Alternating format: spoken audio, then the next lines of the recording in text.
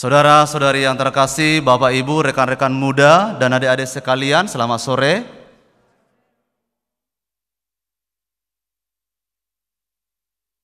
Seperti yang saya katakan di awal pembukaan perayaan Ekaristi ini, hari ini adalah hari Minggu Gaudete atau hari Minggu Sukacita. Kita bersukacita karena masa penantian kita semakin dekat. Dan memang secara liturgis kita sudah semakin dekat dengan hari-hari penantian kita. Minggu ini adalah Minggu Advent yang ketiga, minggu depan sudah Minggu Advent yang keempat, dan pagi kita masih merayakan Minggu Advent, sore dan malam kita sudah merayakan Vigili Natal. Sudah akan semakin dekat perayaan-perayaan itu. Dan pada minggu ini juga kita sudah memulai novena Natal. Jadi para Bapak Ibu, saudara-saudari, silahkan hadir untuk mengikuti novena Natal. Hari ini sudah hari pertama, masih ada beberapa hari kemudian. Saudara-saudari yang terkasih, pada hari sukacita ini gereja mengundang kita untuk melihat kembali panggilan kita sebagai murid Yesus. Panggilan itu adalah panggilan untuk hidup dalam sukacita.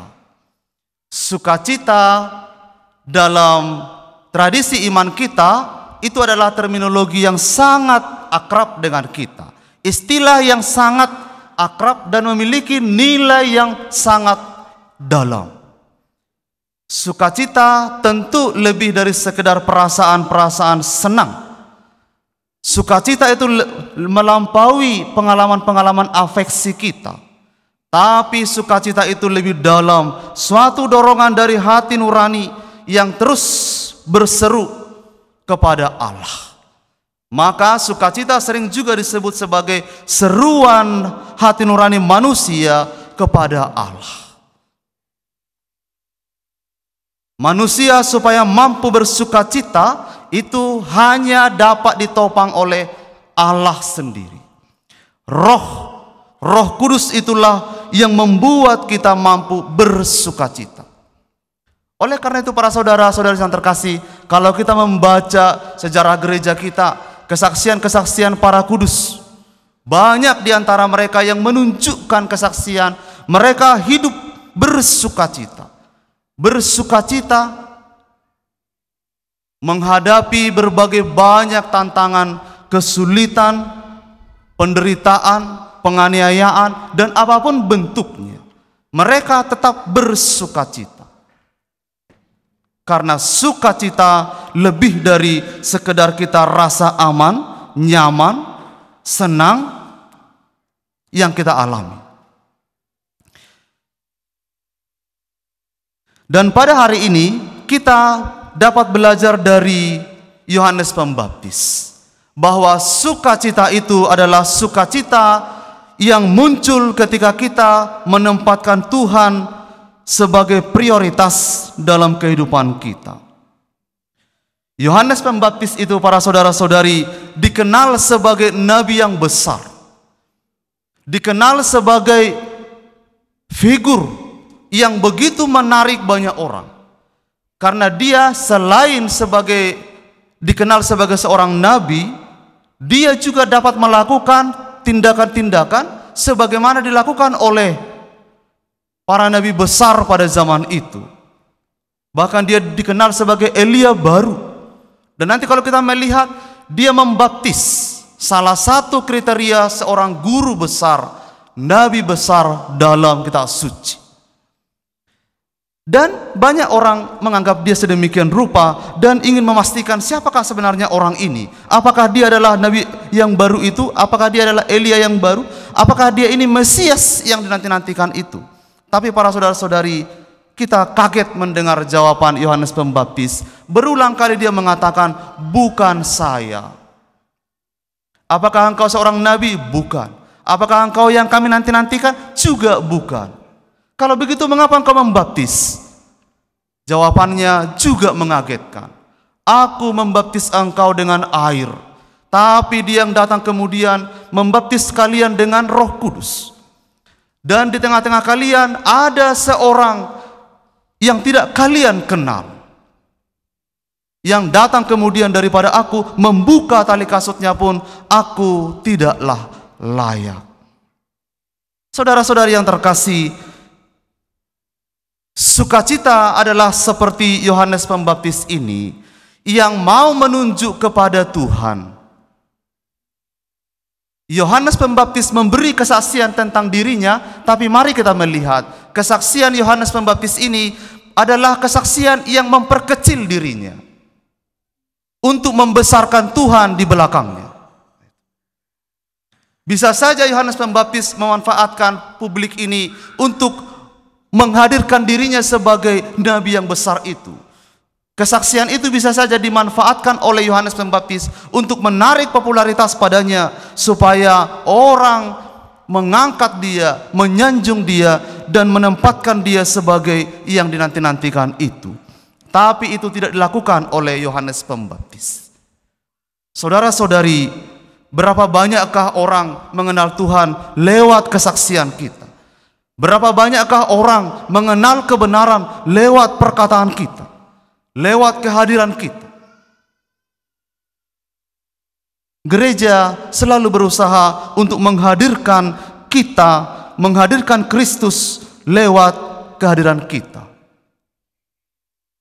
Dan Yohanes Pembaptis itu menunjuk kepada Tuhan, mengarahkan banyak orang untuk melihat bahwa itu adalah Mesias yang sejati. Dan sangat menarik para saudara-saudari bahwa ternyata dalam kitab suci, walaupun Yesus sering tampil di publik itu mewartakan sesuatu yang luar biasa, mengadakan mujizat-mujizat yang mengagumkan, tapi tidak semua orang juga dapat mengenal Yesus dengan sangat jelas. Maka Yohanes Pembaptis datang untuk mewartakan Yesus, dan orang pada akhirnya harus sampai kepada Yesus.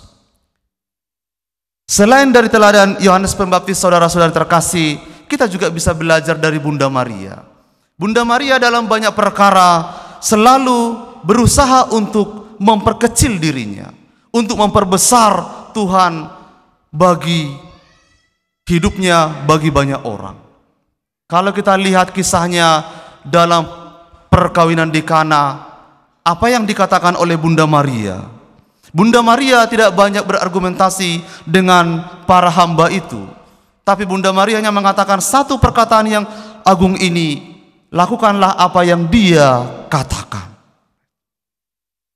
Saudara-saudari, itu adalah cara orang untuk menunjuk kepada Tuhan. Itu adalah cara Maria untuk membawa banyak orang untuk melihat bahwa Yesus ini adalah Mesias. Yesus ini adalah Sang Penyelamat.